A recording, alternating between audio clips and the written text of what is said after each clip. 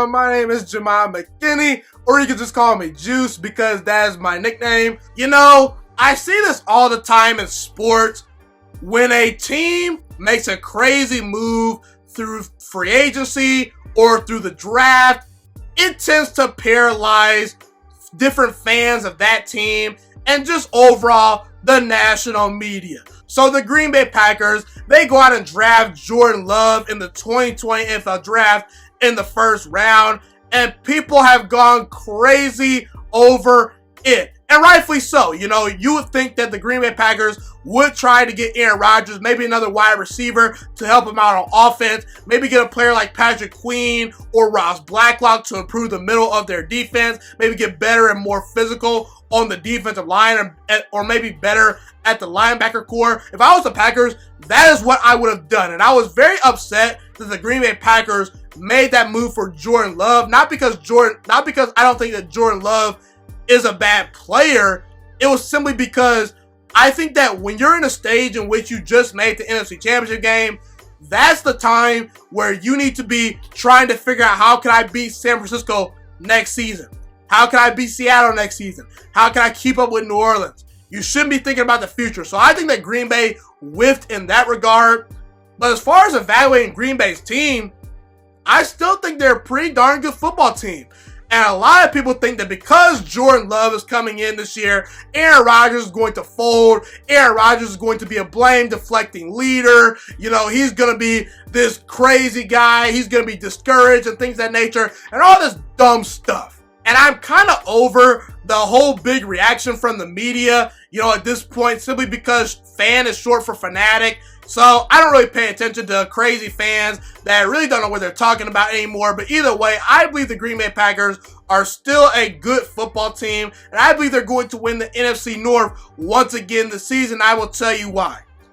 I think it's honestly by default, guys. It really is. I don't believe in Minnesota. I don't believe in Detroit. And I don't believe in Chicago. Why do I not believe in Minnesota? Let's talk about it. They lost Stephon Diggs. They lost Everson Griffin. They lost Mackenzie Alexander. They lost Linval Joseph. They lost Xavier Rhodes. They lost Trey Waynes. They lost one of their most dynamic players on offense and a ton of players on defense. They also lost Kevin Stefanski, their great offensive coordinator that was able to bring the best out of Kirk Cousins and Dalvin Cook from this past year. Not to mention, Dalvin Cook is already in a contract dispute. Is he going to play games this season? We don't know. I don't think their offensive line is all that great. Did they make any moves in the offseason to really, truly guarantee the offensive line is going to be better? I didn't see any moves. And I understand that the Minnesota Vikings had a very good draft. They drafted a lot of very good players to help replace those guys. But in a year in which a pandemic is going on, when you're in a shortened training camp period, you know, once you get back in the fold of things as far as football goes, when you're relying on a lot of young players, that's a disadvantage for your football team. Not to mention, their schedule is brutal. Detroit. I think Detroit is actually better than people are willing to admit. But I just don't think that they're a talented enough football team to overtake a team like a Green Bay or a Minnesota in this division. I understand that they played Green Bay tough last year. Lions fans will tell you that the officials robbed them in Green Bay last year, when in reality, they stopped scoring in the second half. Players were dropping passes in the end zone, and in reality, they lost to an Aaron Rodgers-led team with Allen Lazard as the best wide receiver that day, as Devontae Adams didn't even play. So stop crying, Detroit fans. I know you added, Jeffrey Okudah. I know Jamie Collins is coming to the team. Desmond Trufant is going to be a good player that's added to the team. DeAndre Swift, I like him a lot, but I just think Detroit is not quite talented enough to overtake a team like Green Bay in this division. And let's be real, Detroit always starts out hot early in the season, but in the second half of the season, they usually tend to fold like the Detroit Lions of old. I don't see it with Detroit this year. Chicago, I'm not sold. Nick Foles, I understand that he's a good, solid quarterback when healthy, but outside of his time in Philadelphia, Nick Foles is 5-11 as a starter. And I understand the defense is going to be very good next year in Chicago, as pretty much always per usual. As long as Khalil Mack is on that defense, they're going to be a dominant unit. Robert Quinn is a very good addition to the team, but on offense, they're not cutting it. I don't think that Chicago is explosive and dynamic enough on offense to keep up with teams in this division. Allen Robinson is a good player, but I don't think he's a Devontae Adams. I don't think he's an Adam Thielen. And when we look at Anthony Miller and Riley Ridley and Cordero Patterson, those are guys that were overdrafted and have not lived up to expectations from the time they were drafted as players. And Ted Ginn, I don't think he's much of a difference maker at this point in his career. He's a lot older and doesn't have the same speed that he had in previous seasons. Jimmy Graham is not a difference maker. This Chicago Bears team had the 4th worst total offense as far as points per game last season. They only averaged 17.5 points per game, and they did not add enough on offense for me to be convinced that they are going to compete in this division. Not to mention, if Mitchell Trubisky starts, I know he had an okay season, not this year, but the previous year, last year, he won the division. He had a pretty good year. I just don't think Mr. Trubisky is that good of a quarterback at this point. Maybe he could bounce back, but even if he does bounce back, I don't think that he's going to light the world on fire. So Green Bay wins this division by default. This is still a Super Bowl contending team in 2020. This is a 13-win team from a year ago. Yes, you lost Blake Martinez. Yes, you lost Brian Bulaga, but they replaced Blake Martinez with the even more better and versatile linebacker, in my opinion, in Christian Kirksey. I understand that Blake Martinez had a lot of tackles last year, but when they're 10 or 15 yards down the field, who cares? He's not a very versatile linebacker. He can't cover anyone. Christian Kirksey, if he stays healthy, he's an upgrade. Rick Wagner, I think that's a downgrade, but Rick Wagner only allowed 3 sacks last season. So he's not terrible. I think he's at least solid enough to come in and contribute. And listen, the only team that Green Bay should really feel not great about facing come playoff time is the 49ers. Now, can Green Bay beat the 49ers come playoff time? I think they actually can. If they get them at home or if things bounce their way, I think that Aaron Rodgers can pull that out of his hat. But I don't think the Packers match up well with the 49ers because of the 49ers' physicality, both as far as running the football on offense and as far as what they present as far as their defensive line goes. So the 49ers, they pretty much smashed the Packers 2 times last season. I don't think that Green Bay matches up that well with the 49ers. But outside of that, they beat Seattle last year in the playoff game. Drew Brees did not look great in his playoff game versus the Vikings, a team that Aaron Rodgers swept last year. I don't think that the Packers should be scared of the Saints. The Buccaneers, I think that they're a very talented team, but Tom Brady is much older. They have a lot of moving parts in a shortened training camp season. I think the defense has a chance to be good, but the defense was a weakness of the team last year. And outside of Tristan Wirfs, who do you really trust on that offensive line? So Green Bay, in my eyes, matches up pretty well with all the other big boys in the NFC, not to mention Philadelphia, kind of had a down season last year. I think that Green Bay at their best is better than Philadelphia. And when I look at the Green Bay Packers offense, let's talk about their rushing attack because everyone wants to talk about Aaron Rodgers, but people fail to realize this Packers team does not rely solely on Aaron Rodgers anymore. They have a legit running game. Aaron Jones has 16 rushing touchdowns last season. You add a guy like A.J. Dillon in the draft who compares favorably to Derrick Henry. Okay, he's a bruiser. And when you're in cold weather games late in the season in Lambeau Field, if you can run that bruiser named A.J. Dillon at people combined with Aaron Jones, that's something serious right there. A.J. Dillon at Boston College in 3 years had over 4,000 yards, 38 rushing touchdowns. He was a very productive player. And not to mention, you already got Jamal Williams. That's 3 really good running backs that the Packers have at their disposal. Do not be shocked if the Green Bay Packers have a top 5 rushing attack this year. And in the offseason, I do believe the Green Bay Packers sort of, at least to a certain degree, from a stylistic perspective, narrowed the gap between them and the 49ers. what the Green Bay Packers were trying to do in the 2020 NFL Draft was try to become the 49ers. They're trying to emulate that team. Now, do I agree with it? No, I actually don't, because I believe in 2020, you need to be like the Kansas City Chiefs, who just beat the 49ers in the Super Bowl. Multiple weapons will spread you out, and we'll get a bunch of pass rushers to protect that lead. Now, Green Bay does need to improve their run defense. We'll talk about the run defense in a little bit, but that's just the way I would build my team so far. But the Green Bay Packers drafted another running back to go with Aaron Jones, who's dynamic. So you got two good running backs. Josiah DeGuara, a tight end / fullback out of Cincinnati. I believe he's going to contribute this year as the Kyle Juszczyk of this offense, similar to how Kyle Juszczyk is used for the 49ers. They stretch him out of the backfield. He can catch passes. He can block in the run game. He's a very versatile player. And a lot of people crush the Green Bay Packers for not adding a wide receiver in the 2020 NFL Draft. And I was one of those people.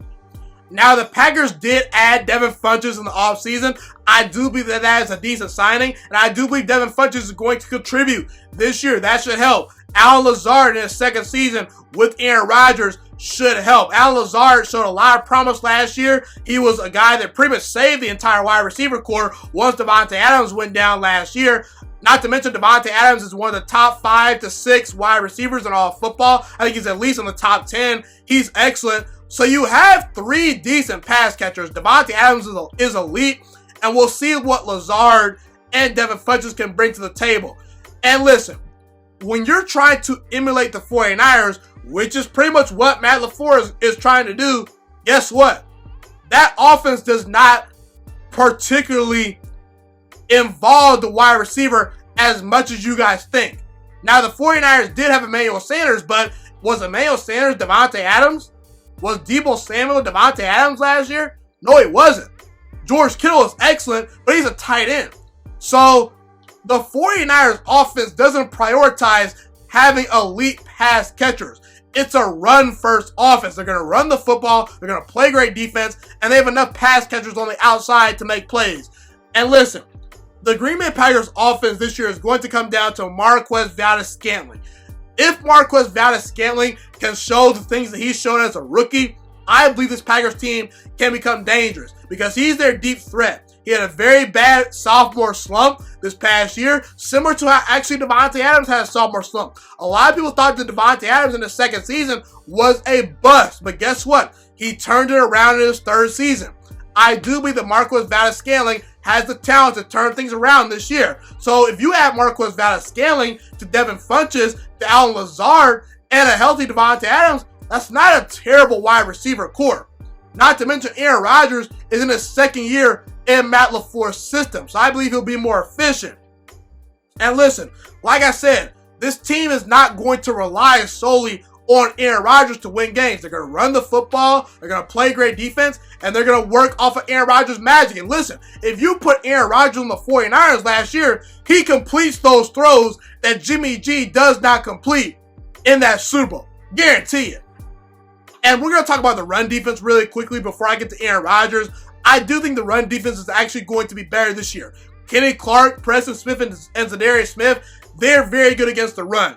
The Packers' problem last year, as far as their run defense goes, was at the second level, their linebacker core.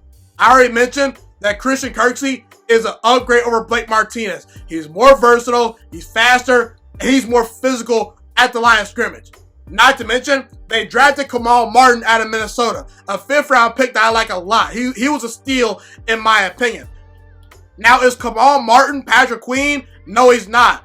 Is he Ross Blacklock, the defensive tackle out of TCU? No, he's not. But Kamal Martin is a physical, north and south type of linebacker that just gets in the fit of things up front. So I think the linebacker core is actually going to be improved this year. It cannot be worse than it was last year. It's impossible to be as bad as the Packers were versus the run last season. So I think that it will at least be a competent run defense. Let's get to Aaron Rodgers. I believe Aaron Rodgers is going to play with a chip on his shoulder this year. I would not be surprised if Aaron Rodgers wins the NFL MVP this year. He's in his second year with a new system. He's still got Devontae Adams. He's got Devin Funchess to throw to. Al Lazard should be improved. And Marquez Valdes-Scantling takes a big jump. And Aaron Rodgers has came out and defended Marquez Valdes-Scantling several times. I believe Aaron Rodgers, if he's ticked off, he can just light the NFL on fire because the Packers drafted Jordan Love. I believe that's going to light a fire under Aaron Rodgers' spirit to prove the Packers wrong for drafting Jordan Love. Not to mention, Aaron Rodgers with not great weapons last year still threw for 4,000 yards, 26 touchdown passes, 24 interceptions, and had a pass rating of 95. I'll take that any day of the week for a quote-unquote washed-up quarterback. Aaron Rodgers is still one of the 5 best quarterbacks in all football. Everyone keeps telling me that Deshaun Watson is an elite quarterback, and I agree with those people. But Deshaun Watson had 26 touchdown passes to 12 interceptions last year. And he had Kenny Stills, Will Fuller, and DeAndre Hopkins to throw to last year. And 2 very good tight ends. And you mean to tell me that Aaron Rodgers, who threw 26 touchdowns, only 4 interceptions, is still no longer an elite quarterback? You're crazy. Now, I think that Aaron Rodgers needs to cut it loose a little bit more this year as far as his mentality on offense. I think that he's been playing a little bit too safe the last couple of years. But I think Aaron Rodgers is going to be much more efficient. I believe he's going to be ticked off and motivated. And a ticked off and motivated Aaron Rodgers is a good thing. Aaron Rodgers is still one of the best quarterbacks in the NFL. This is a real run game that the Packers have at their disposal. A very good pass rush with Zadarius and Preston Smith. This was a top 10 defense last year. The secondary is very good. I do believe the run defense is going to be better. I do believe the Packers are going to win anywhere from 10 to 12 games this season. Now, I do think the Green Bay Packers schedule is what could hold them back this year. They have to go to Minnesota. They have to go to New Orleans. They have to go to Tampa Bay. They have to go to Houston. They have to go to San Francisco. They have to go to Indianapolis. They have to go to Chicago. And they have to go to Detroit. Their road schedule is absolutely brutal. And the NFC North, it's a very tough division. Okay, not to mention you have Philadelphia and Tennessee at home. When you have a guy like Aaron Rodgers, you start about around 8 or 9 wins just off their greatness alone. And Aaron Rodgers, he's still one of the 5 best quarterbacks in all of football in my eyes. And also, he's in his second year in the system with Matt LaFleur. And Matt LaFleur is returning as the Green Bay Packers head coach. So listen, my whole thing with the Packers is I think they're at an advantage in a shortened training camp season because their quarterback and head coach is returning this year. And outside of Blake Martinez and Brian Bulaga, the team did not lose a whole lot of talent from the offseason. And while you could say the Green Bay Packers should have drafted a wide receiver, I agree, they probably should have. Brian Gutekunst, the general manager, is banking on a lot of guys in that locker room to step up. And we'll see if those guys step up. But they improved the strength of the team already, which was the run game. Now you have A.J. Dillon to go with Aaron Jones. And like I said, this is a team that won 13 games last year. And I believe this Green Bay Packers team is still a Super Bowl contender. Aaron Rodgers, very good run game, very solid defense. And I think this team is pretty darn good. This is a team that's going to win the NFC North in 2020. And the Green Bay Packers are still a Super Bowl contender in my eyes this year. Thank you so much for watching this video today. Please also note that the Juice Alert Sports Podcast is not just a YouTube channel. It is available on all podcasting platforms, including Spotify, Google Podcasts, iTunes, and Apple Podcasts. Also, if you enjoyed this video, be sure to like, comment, subscribe, and share this content with all your friends. This podcast is my favorite thing in the entire world right now. It is my passion. And I want more people to listen to this podcast. I really want this podcast to grow. Also, a fun fact about me is that I want to go into the sports broadcasting and media world once I graduate from the University of Toledo, a college in Northern Ohio. I currently am a freshman there right now. I am looking to become one of the next great sports broadcasters and analysts out in the world. And I potentially would like to start my own network if this podcast really truly grows. Or if I fall short of that goal, I would love to work for a big time network like ESPN or Fox Sports 1. I am open to all networks. So if you believe in my dreams and you see or hear my passion through the screen, be sure to tell all your friends about the Juice Alert Sports Podcast. Stay motivated, you guys. Have a God bless day, and I'm out.